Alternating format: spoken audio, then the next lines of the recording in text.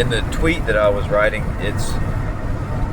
I was saying that electromagnetism is governed by the binary factorial logic, but in the Platonic space.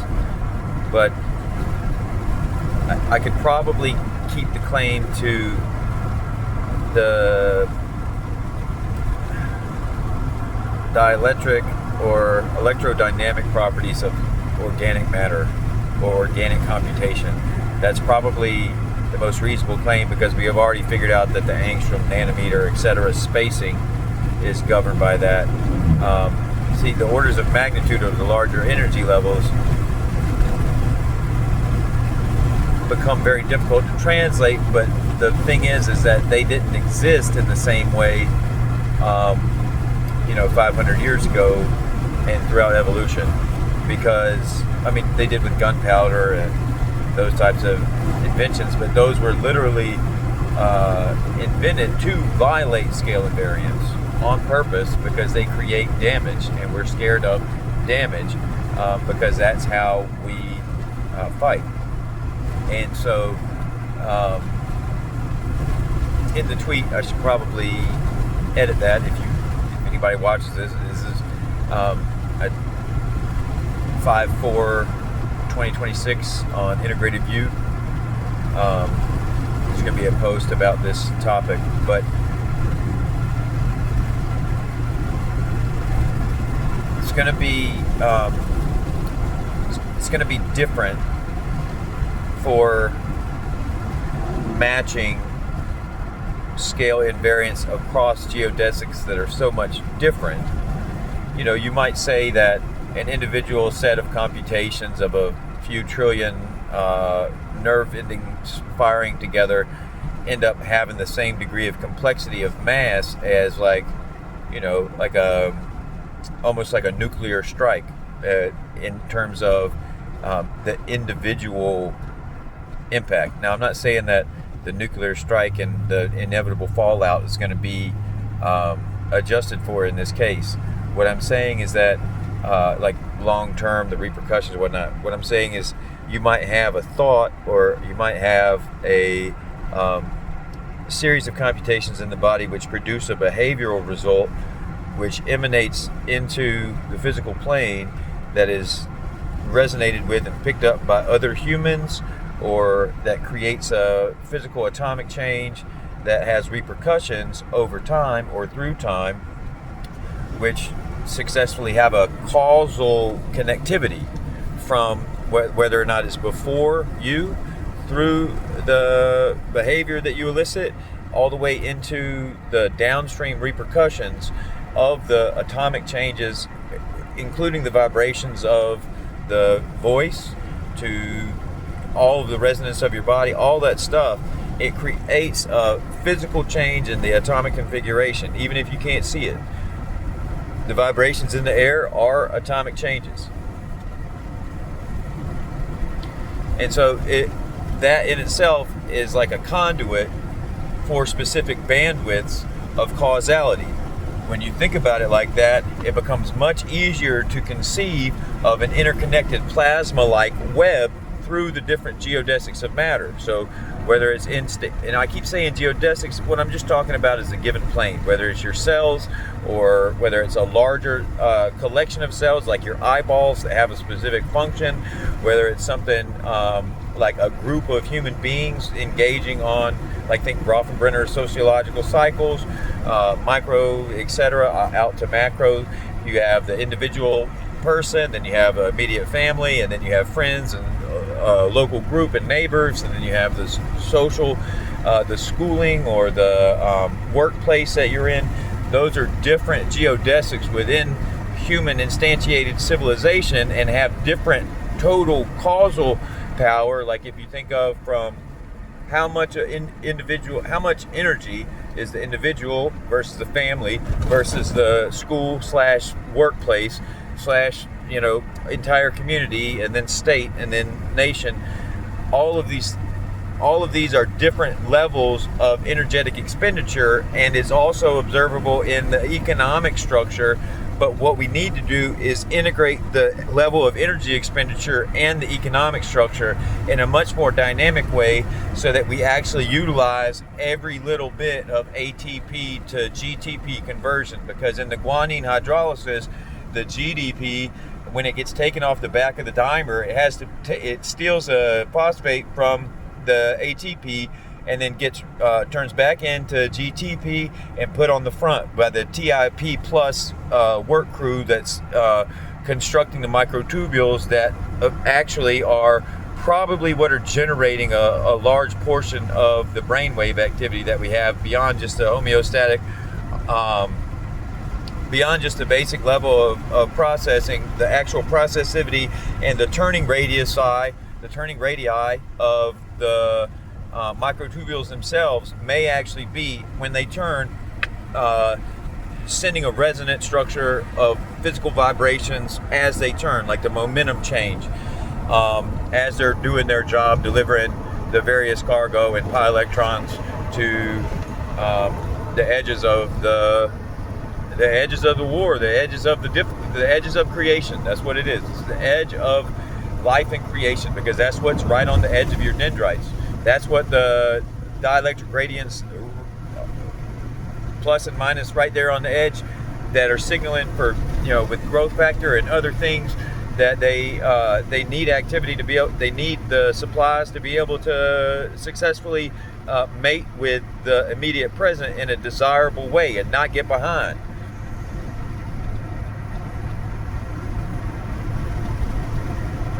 Forward, ever forward. The Mittag-Leffler seam is perfect for this, and as I probably didn't post that thing earlier because I was talking about gravity and gamma versus the floor function and the chomp of reality. Been cutting trees. It's a pine tar and dirt, but I love dirt way more than I like human mess. It's not bad for you either. Anyways, the gamma to the floor function that's the Mittag-Leffler seam, the regular eye versus the inverse. You're coming in here. The inverse is the Hermitian of the next matrix. It's the Hermitian of the next geodesic for wherever you're at. And you want that Mittag seam to be straight through, just like the topological random fractals that we're finding to solve partial differential equations. It's exactly the same thing, but it's generated through coherent structures in spectroscopy.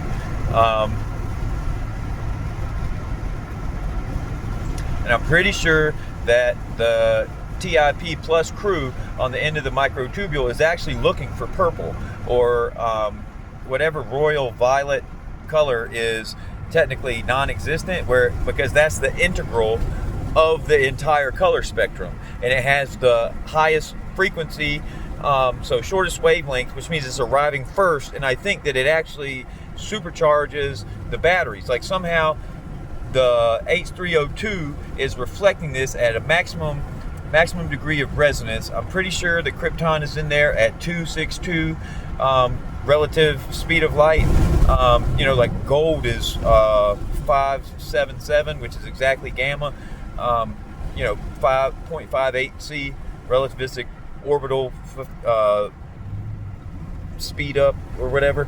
That's essentially the Mobius flip of computation, because somehow we're actually receiving and resending the information out, and that how much do we get as we go through that flip? How much gets transduced into reality? That's where the causal mass of how much hippocampal activity is integrated through the fornix and the CSF, the cerebrospinal fluid, and coming right here to the cruciform plate, cribiform plate, that's porous and has mucus that comes right here and interacts with the world. This is an open cavity. This is one of maybe the only place on the, I think it might be the only place on the entire nervous system where there's a direct contact between what's going on inside with the mucus activity from the CSF that leaks right there and the olfactory membrane.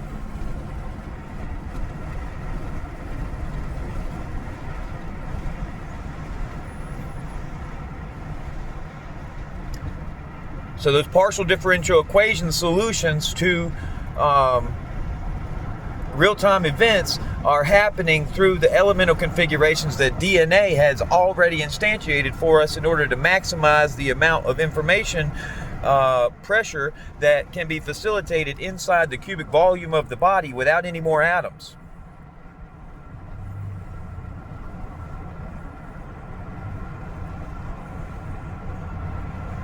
Sure is beautiful.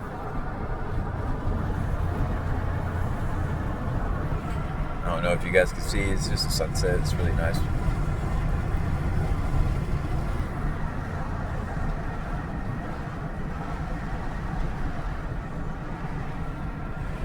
Anyways, I would love collaboration, guys. Please, Michael Levin, Nicholas Rolu. You might not like me. You might like me. I don't know. But the thing is we don't have really the opportunity to decide who's going to be the only people working on this anymore. Everybody who can has to be working on these ideas because we don't have enough time anymore to waste.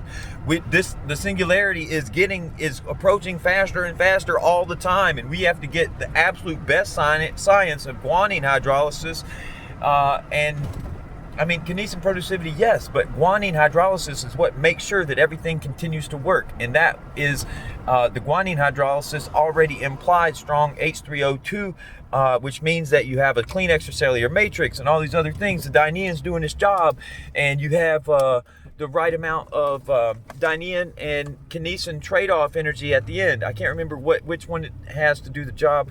Like when the kinesin gets to the end, it has to perform a function. Maybe it's the delivery of some of the guanine into the telomeres, or I don't know. We'll have to figure that out. Maybe it's pi electron deficit. But what happens when the microtubules are starting to fall apart and we run out of guanine to produce the caps, what happens is it starts getting stolen.